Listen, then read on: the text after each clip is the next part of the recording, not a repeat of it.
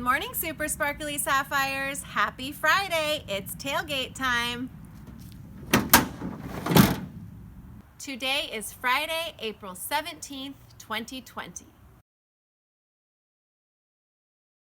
Find your mindful position in 5, 4, 3, 2, wonderful.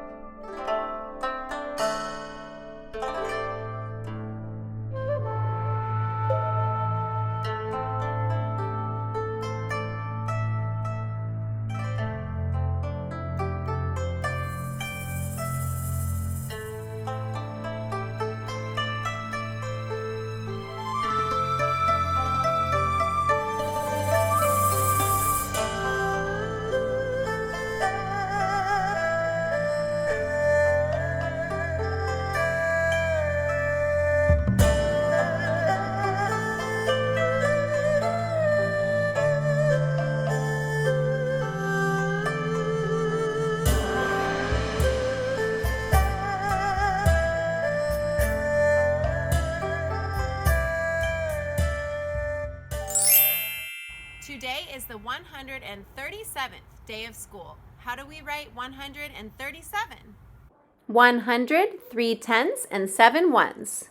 100, 110, 120, 130, 131, 132, 133, 134, 135, 136, 137. It's time to count mixed coins again. When you're counting mixed coins, you always want to start with the coin that's worth the most. Which one of these coins is worth the most? I hope you said quarter. So you're going to start with your quarter. Now which is worth the most after the quarter? Dime is next. Then we have our nickels and our pennies. So a quarter is worth 25 cents. So we say 25. Now, if you're adding a dime to that, what is a dime worth? I hope you said 10 cents. So adding 10 to 25, you can use the number wall if you need to. Our quarter's worth 25. A dime is 10 more, so that's 35. Now for our nickel, remember a nickel is worth nickel, nickel, nickel. A nickel is worth 5 cents. So after 35, we need to add 5 more, which makes 40. And if we have another nickel, we need to add 5 more. So after 35, 40, we will go to 45.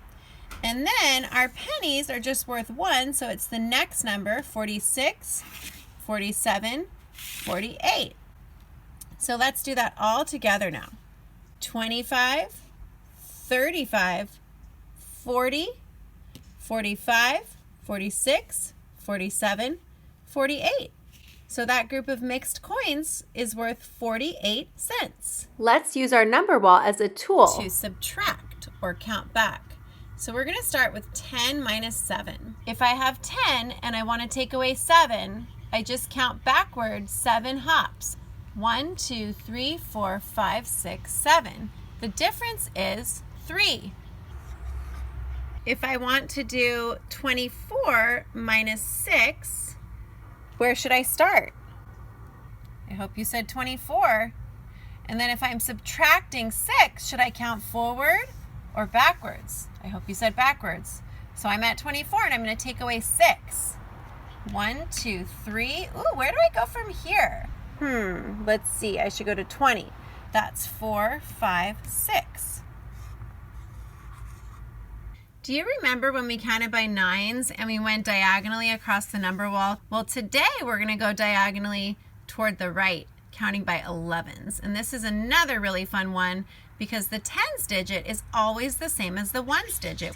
So when you count by 11s, you start with 11, 22, 33, 44, 55, 66, 77, 88, 99. It's time for Fiction Friday, Stuart Little, Chapter 8, Margalo. Because he was so small, Stuart was often hard to find around the house. His father and his mother and his brother George seldom could locate him by looking for him. Do you know what seldom means? It means barely ever. They could hardly ever find him because he was so small. Usually they had to call him, and the house often echoed with cries of "Stuart! Stuart!" You would come into a room and he might be curled up in a chair, but you wouldn't see him. Mr. Little was in constant fear of losing him and never finding him again. He even made him a tiny red cap such as hunters wear so that he would be easier to see. One day when he was 7 years old, Stuart was in the kitchen watching his mother make tapioca pudding. He was feeling hungry, and when Mrs. Little opened the door of the electric refrigerator to get something, Stuart slipped inside to see if he could find a piece of cheese. He supposed, of course, his mother had seen him, and when the door swung shut and he realized he was locked in, it surprised him greatly. "Help!" he called. "It's dark in here. It's cold in this refrigerator. Help! Let me out. I'm getting colder by the minute." But his voice was not strong enough to penetrate the thick wall. In the darkness, he stumbled and fell into a saucer of prunes. The juice was cold. Stuart shivered and his teeth chattered. It wasn't until half an hour later that Mrs. Little again opened the door and found him standing on a butter plate, beating his arms together to try and keep warm, and blowing on his hands and hopping up and down. "Mercy!" she cried. "Stuart, my poor little boy." "How about a nip of brandy?" said Stuart. "I'm chilled to the bone." But his mother made him some hot broth instead and put him in bed in his cigarette box with a doll's hot water bottle against his feet. Even so, Stuart caught a bad cold, and this turned into bronchitis, and Stuart had to stay in bed for almost 2 weeks. During his illness, the other members of the family were extremely kind to Stuart. Mrs. Little played tic-tac-toe with him. George made him soap bubble pipes and a bow and arrow. Mr. Little made him a pair of ice skates out of 2 paper clips. One cold afternoon, Mrs. Little was shaking her dust cloth out of the window when she noticed a small bird lying on the windowsill, apparently dead. She brought it in and put it near the radiator, and in a short while it fluttered its wings and opened its eyes. It was a pretty little hen bird, brown with a streak of yellow on her breast. The Littles didn't agree on what kind of bird she was. "She's a wall-eyed vireo," said George scientifically. "I think she's more like a young wren," said Mr. Little. Anyway, they fixed a place for her in the living room and fed her and gave her a cup of water. Soon she felt much better and went hopping around the house, examining everything with the greatest care and interest. Presently, she hopped upstairs and into Stuart's room where he was lying in bed. "Hello," said Stuart. "Who are you? Where did you come from?" "My name is Margalo," said the bird softly in a musical voice. "I come from fields once tall with wheat, from pastures deep in fern and thistle. I come from vales of meadow sweet, and I love to whistle." Stuart sat bolt upright in bed. "Say that again," he said. "I can't," replied Margalo. "I have a sore throat." "So have I," said Stuart. "I've got bronchitis. You better not get too near me or you might catch it." "I'll stay right here by the door," said Margalo. "You can use some of my gargle if you want to," said Stuart, "and here are some nose drops, and I have plenty of Kleenex." "Thank you very much. You are very kind," replied the bird. "Did they take your temperature?" asked Stuart, who was beginning to genuinely be worried about his new friend's health. "No," said Margalo, "but I don't think it will be necessary." "Well, we better make sure," said Stuart, "because I would hate to have anything happen to you." "Here," and he tossed her the thermometer. Margalo put it under her tongue, and she and Stuart sat very still for 3 minutes. Then she took it out and looked at it, turning it slowly and carefully. "Normal," she announced. Stuart felt his heart leap for gladness. It seemed to him that he had never seen any creature so beautiful as this tiny bird, and he already loved her. "I hope," he remarked, "that my parents have fixed you up with a decent place to sleep." "Oh, yes," Margalo replied. "I'm going to sleep in the Boston fern on the bookshelf in the living room. It's a nice place for a city location, And now, if you'll excuse me, I think I shall go to bed. I see it's getting dark outside, and I always go to bed at sundown. Good night, sir." "Please don't call me sir," cried Stuart. "Call me Stuart." "Very well," said the bird. "Good night, Stuart." And she hopped off with light, bouncing steps. "Good night, Margalo," called Stuart. "See you in the morning." Stuart settled back under the bedclothes again. "There's a mighty fine bird," he whispered, and sighed a tender sigh. When Mrs. Little came in later to tuck Stuart in for the night and hear his prayers, Stuart asked her if she thought the bird would be quite safe sleeping down in the living room. "Quite safe, my dear," replied Mrs. Little. "What about that cat, Snowbell?" said Stuart sternly. "Snowbell won't touch the bird," his mother said. "You go to sleep and forget about all that." Mrs. Little opened the window and turned out the light. Stuart closed his eyes and lay there in the dark, but he couldn't seem to go to sleep. He tossed and turned, and the bedclothes got all rumpled up. He kept thinking about the bird downstairs asleep in the fern. He kept thinking about Snowbell the cat and about the way his eyes gleamed. Finally, unable to stand it any longer, he switched on the light. "There's just something in me that doesn't trust a cat," he muttered. "I can't sleep knowing that Margalo is in danger." Pushing the covers back, Stuart climbed out of bed. He put on his wrapper and slippers, that's a robe.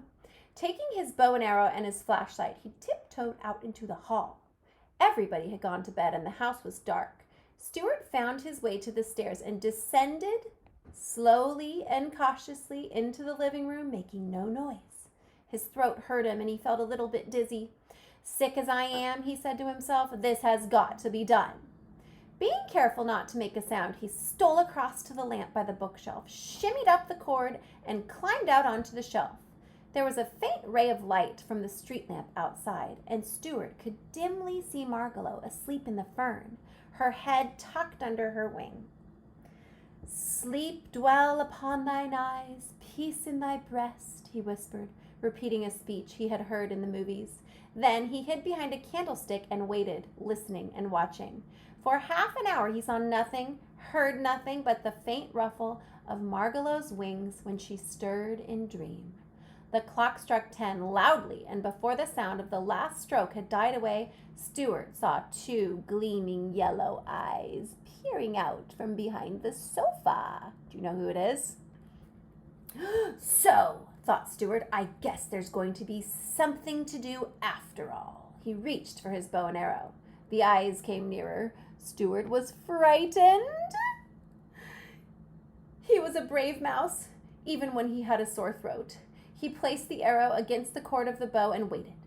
Snowbell crept softly toward the bookshelf and climbed noiselessly up into the chair within easy reach of the Boston fern where Margalo was asleep. Then he crouched, ready to spring. His tail waved back and forth. His eyes gleamed bright. Stuart decided the time had come. He stepped out from behind the candlestick, knelt down, bent his bow, and took careful aim at Snowbell's left ear, which was the nearest ear to him. "This is the finest thing I have ever done," thought Stuart, and he shot the arrow straight into the cat's ear. Snowbell squealed with pain and ran off toward the kitchen. "A direct hit," said Stuart. "Thank heaven! Well, there's a good night's work done." And he threw a kiss toward Margalo, sleeping in the fern. It was a tired little mouse that crawled into bed a few minutes later, tired but ready for sleep at last. For Fiction Friday today, for Chapter 8, you are going to draw Margalo, our new character in this box. Remember, she's a little brown bird with a yellow streak on her breast. Here you're going to draw a scene from Chapter 8. What happened? What happened with Snowbell? You are going to write a sentence, and at the top you are going to trace the vocabulary word seldom. Do you remember what seldom means? Hardly ever. So right now I could say, I seldom leave the house, and that is true these days. It's probably true for you too.